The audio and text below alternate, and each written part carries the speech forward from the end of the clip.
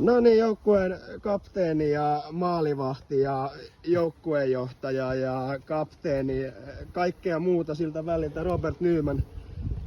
Miten lähtisit punnitsemaan kokonaisuutena tätä alkukautta?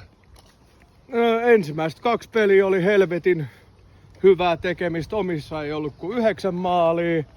2 seuraavaa meni päin vittu, en tiedä mitä tapahtui.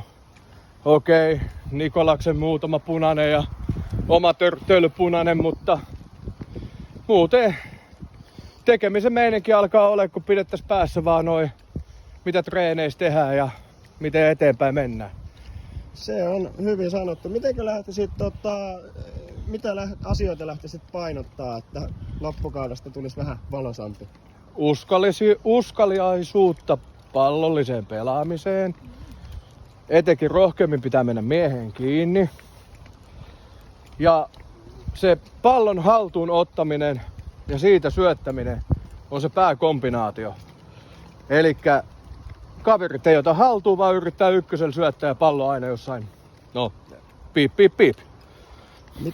Mitenkö nämä parannuskohdat sitten lähdettäisiin konkreettisesti täyttämään?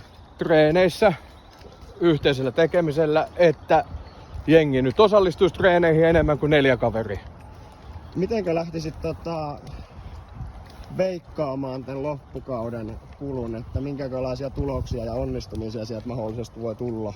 No, ensinnäkin me saatiin huippuluokan vahvistus Huhtalan Aleksi, että tulivoimaa löytyy kyllä hyökkäyksestä. Puolustaminen on ollut vähän kysymysmerkki koko kauden. Sieltä puuttuu sitä uskaliaisuutta. Mutta kyllä mä veikkaan, että kyllä mä ainakin 1 voitto napataan tästä loppukaudesta vielä. Se on hyvä, aina positiivisin mielin lähteä liikkeelle.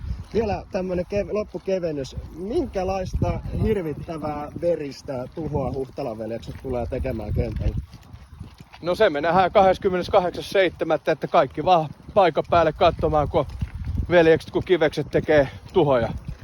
Tuleeko siitä kuinka verinen ottelu? Tiukka. Kunnianhimo ei puutu. Taisteluilmettä ei puutu. Vastustaja on kyllä kova. Onko totta, että Anssi Niemelällä on 50 senttinen? No, nämä on näitä. Mutta huhupuheita, mutta voidaan kysyä Valtelta. Kiitos Robert. Tsemppiä loppukauteen. Kiitos sama.